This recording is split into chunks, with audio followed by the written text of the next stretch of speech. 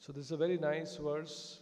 It gives the essence of what we are trying to do. All of us are trying to do what Prabhupada has prescribed for all of us. What this ISKCON movement, this mission is all about. It's the duty of every conditioned soul to engage his polluted consciousness. That is our present predicament. We are polluted, our consciousness is polluted, which is now attached to material enjoyment. In very serious devotional service with detachment. So that's what we are trying to do. To engage in devotional service with detachment. Thus his mind and consciousness will be under full control. And that's our goal. Right now our consciousness is polluted, it is dragged towards material enjoyment, towards material beauty. Our goal is, by practicing the process of devotional service, our senses, our mind, our consciousness will get purified, and thereby our consciousness and mind will be in our control.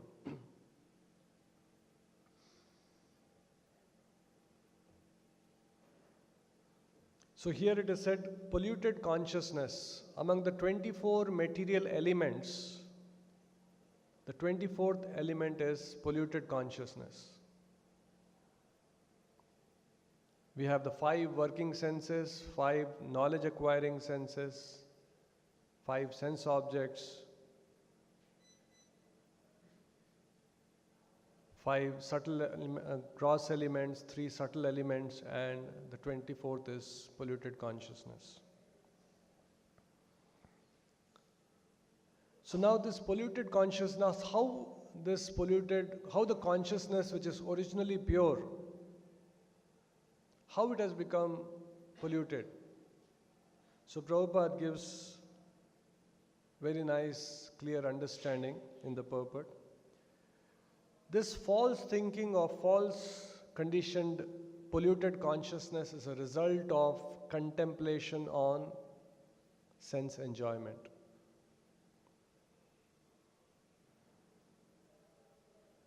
As a result of false contemplation or contemplation on sense enjoyment,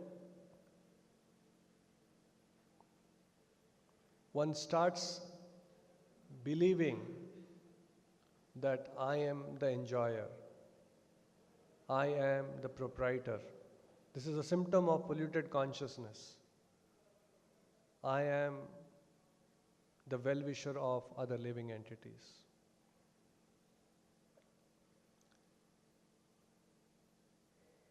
We see a lot of these days people, especially the rich people, it's now a very common trend, people committing 50% of their wealth. It started with the joy of giving, Bill Gates pledging billions of dollars in charity. And then many, many rich people followed, including Warren Buffett and so many rich people. And when we look at them, it appears that, they are so charitably disposed. They're such wonderful human beings. They are apparently not attached to their wealth. They want to share their wealth with others, share their wealth to do good to the society, to uplift mankind, to help others, which is a very good sign. It's a very good thing. It is better than being very selfish and trying to hoard wealth and, enjoy more and more. Actually, as living entities, we have limitation as to how much we can enjoy.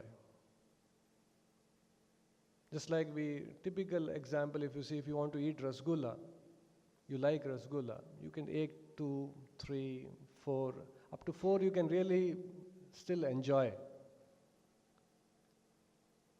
And then sets in the law of diminishing returns. The fifth rasgulla you will not like as much as you like the first one. And then as you keep eating, sometimes you have those competitions, especially in hostels. In Mango Mania, how many mangoes you can eat. So a time comes when one gets fed up. So many rich people, they have, how much can you enjoy? Okay, at least we have hope, I don't have a branded shirt, I don't have this thing, common people, I don't have this shoes. No, you reach a point, you have everything. You can buy anything, but still, you're not happy. So then, just like here it says, polluted consciousness is, I am the enjoyer. That's the first thing. I want to enjoy matter. Now there's a limitation how much you can enjoy. Just like we see, there's a satiation. Even if you want to eat something, at one point of time, you cannot eat more. That's how all this buffet, they are making money. They spread a lot and finally a man can eat only 500, 600 grams. That's the logic behind all this so-called buffet spread. So bhoktaram, one wants to enjoy, but there's a limitation. When I was in Bangalore many, many years back, I was staying with one of my relatives, and there was a person, expat from the US, who was staying in a 5-star hotel here, Windsor Manor. And he was staying in Windsor Manor for over 6 months. He was an Indian. And heart of heart, staying in Windsor Manor 6 months, rich man. Because typically when you go to 5-star, it's all flashy, it's all decked up, it's all so comfortable. Also, so you really, I'm not enjoying. These people are enjoying so much. That's a conditioned soul's response. And that person was invited one day for dinner at our place, and he ate that simple food, rice, dal. So he specially requested, please make it simple, please make it simple. I am longing to eat that simple dal and simple rice. So he had that, and then I was there at the dining table with him. He said, it's so good. It's so tasty. If you don't mind, he's practically, I could see, pleading. Can I, reluctantly, because how can you ask? Can I come maybe once in 10, 15 days? And then a cousin of mine, he says, yes, you can come, provided you invite us to Windsor Manor. Because she was longing to eat the food there in Windsor Manor, thinking that, my God, they have so many different, menu have. And he says, yes, done. You can eat anything in Windsor Manor. But I'll come once in 10, 15 days here. I'll eat this, I'll give you there. So that was a deal. So how a person who is staying in a Windsor Manor can eat anything, the menu card is right in front of them, money is not an issue, can afford anything. Many times we go to a hotel, we have limitation based on the budget. We have to decide, ye nahi kha sakte, ye bahut mehenga hai. And imagine a person, the company is paying, he is one of the top CEOs, can eat anything. Sometimes when feast is there, some limits are there, only 2 rasgullas per person. No limits. And the person is saying, can I eat simple food? So there are rich people who have done everything in life. We still have hopes. We still have not gone on cruise. We still have not gone on X. Still have not done this. Still have not visited this country. And we have heard about it. There are hopes of enjoyment. People who have done everything. Can buy anything, can eat anything, can stay anywhere, and still they find that something is lacking. So such people, what do they do next? Bhoktaram, they've tried bhokta, there's a limitation, it's not satisfying intrinsically the soul. Then they also try to lord over. You have become chairman and founder of a big multinational company. It's the biggest company in the world, Fortune 500. You're the chairman. The entire, if you're a manager in company, you want to be a CEO of that company, okay, that's done. Then CEO of a bigger company, okay, then what? So you have become one of the best companies in the world. So then what? You've seen that also. People are at your beck and call, people are at your command. You're very famous. The next comes Suhridam Sarva Bhutanam. Although it looks very nice, yes, it's nice in one sense, we cannot ridicule. It's a good sentiment to help others. Compassion, daya. When you see a person suffering, that's a natural human emotion to help others. That's good. But that doing good, that doing charity, that philanthropy, with the mindset that I am supporting this cause, I am feeding these hungry children. When they get pictures of so many schools, children being fed, that inherent, Prabhupada says that is sense gratification only. They get a sense of satisfaction. So many children are getting fed because of me. That's very fine enjoyment. It's more than Rasgulla enjoyment. So many villages, there were no drinking water, now the drinking water has come. So many villagers have benefited because of me. It's a finer sense gratification.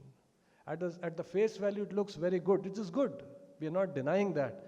But as a conditioned soul, there's a pollution in that consciousness. I am the enjoyer. I am the proprietor. I am the well-wisher of all living entities.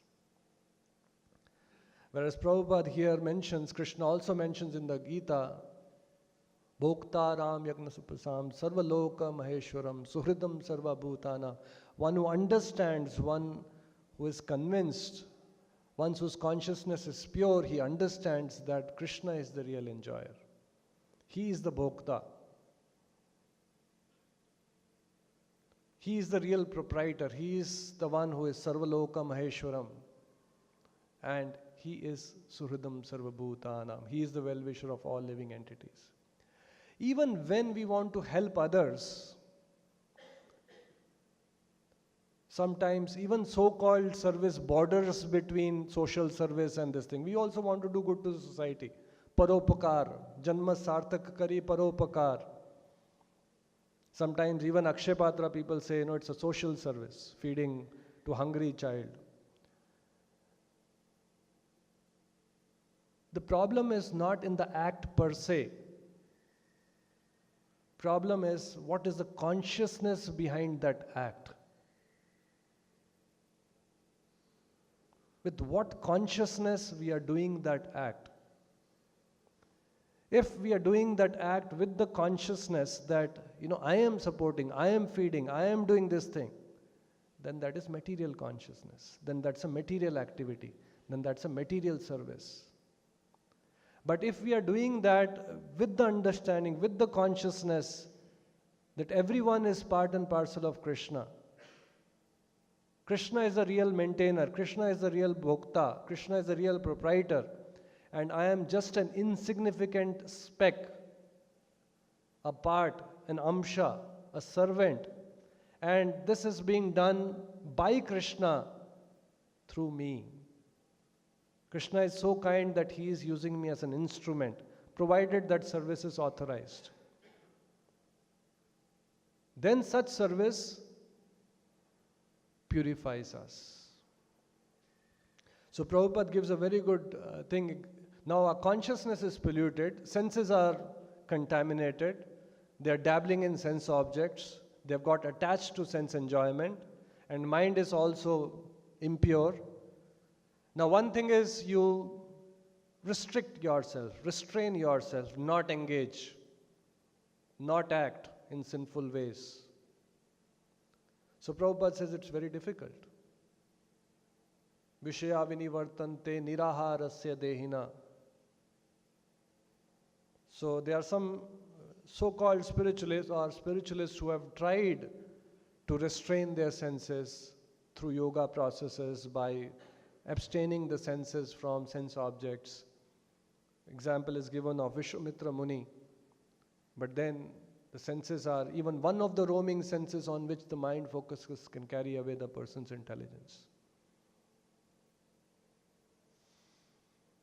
So the process which Srila Prabhupada is so mercifully given to all of us is to engage our mind and senses in the service of the Lord. We all have natural drives, natural inclinations. We are all rajasic in that sense. A lot of passion. We want to do so many things, want to achieve so many things. Okay, do it for Krishna. We want to create so many things. Okay, create for Krishna. So engage the senses and the mind in the service of the Lord. Gradually what happens is, when we do that, the mind becomes pure, the senses become pure. The consciousness, polluted consciousness, bhokta, ram. And this service also is so wonderful when we do services. Sometimes we, when we go for collection, somebody will not give, somebody will chastise us, somebody will, harass us. In the process, or when we go for book distribution, sometimes a lot of books get sold, sometimes no book gets sold. In the process, we are learning the fundamental principles. What are the fundamental principles? That Krishna is the real doer. Krishna is the real enjoyer. Krishna is the real proprietor.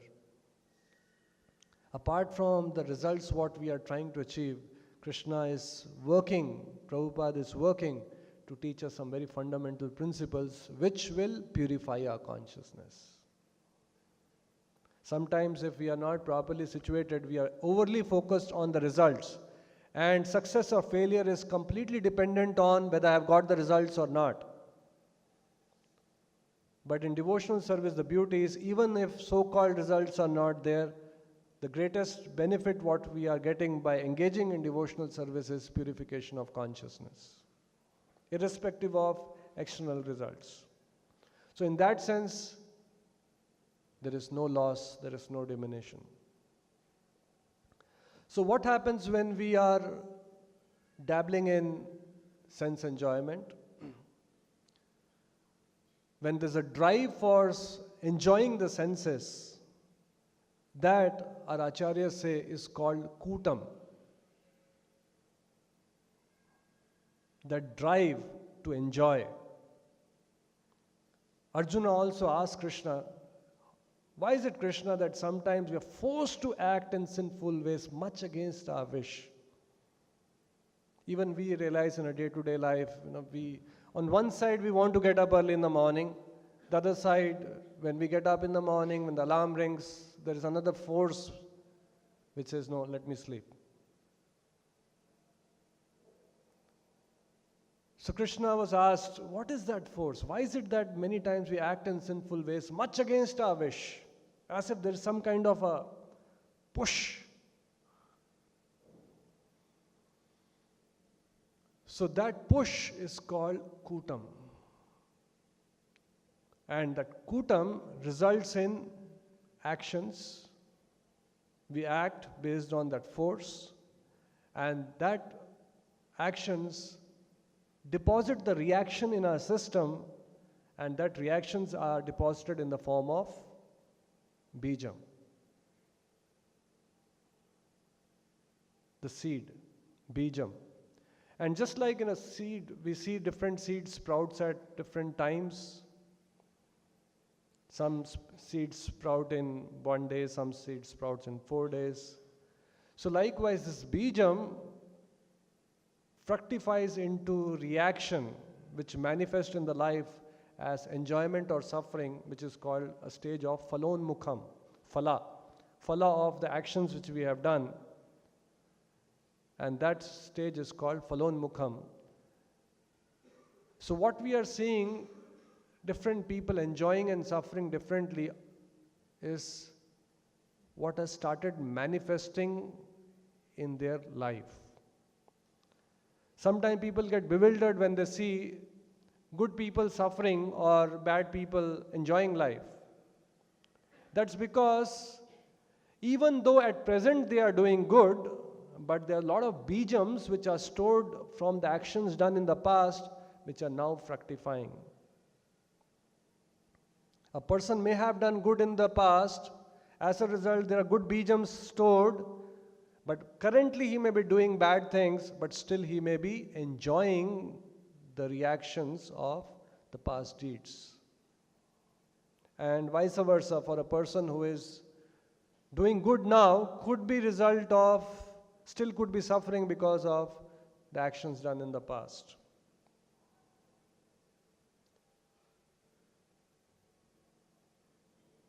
Now, acharyas have even gone further, just like in any other field of activity, they do root cause analysis. What is the cause? What is the cause? What is the cause? So, acharyas have analyzed kutam. Kutam is that which forces us to act in sinful ways. Sinful ways or whatever, forces us to act. So they have analyzed what is a step behind kutam.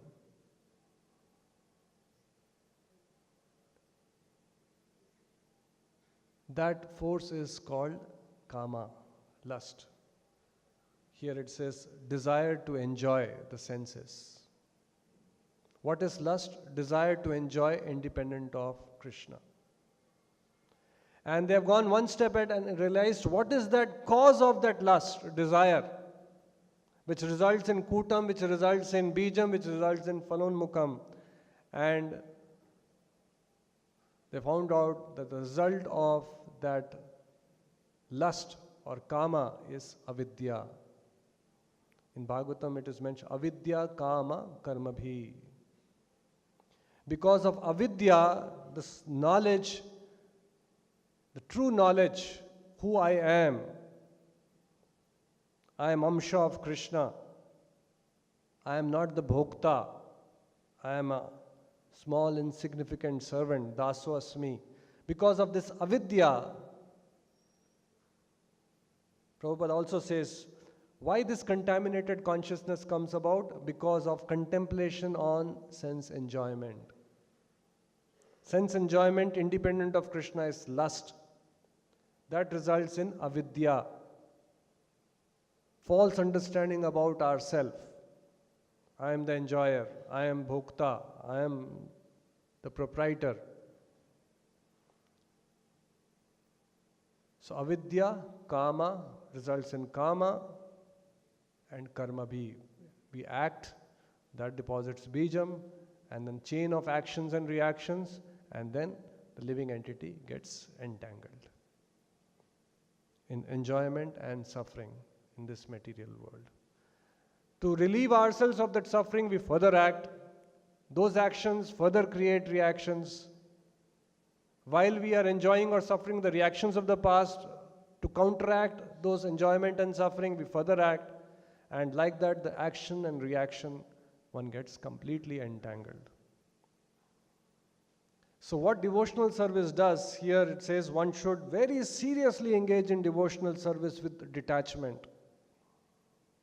So devotional service, one thing what it does is, it not only burns to ashes the bijams, the reactions of the deeds what we have done in the past, it creates no further reactions, no further bijam, and it destroys kama and also destroys avidya. There are so many things which we can do, prayashchitta, whereby we can take care of the reactions. By doing some yagyas, by doing some homas, we can nullify those reactions.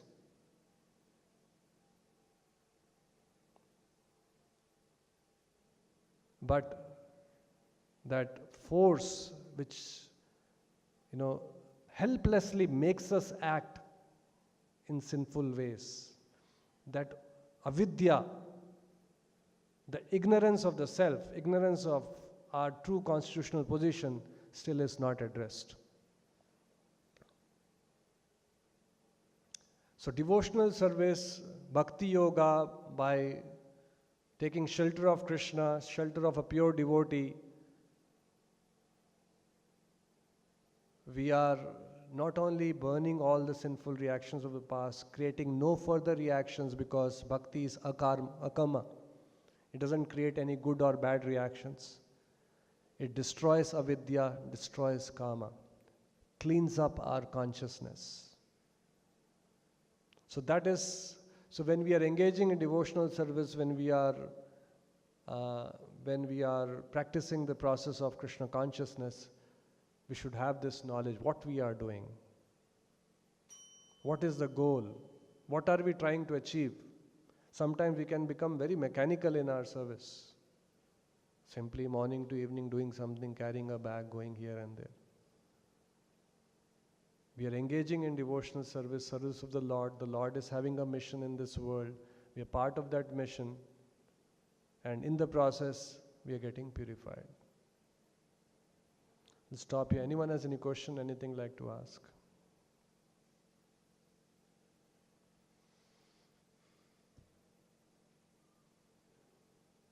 You can ask.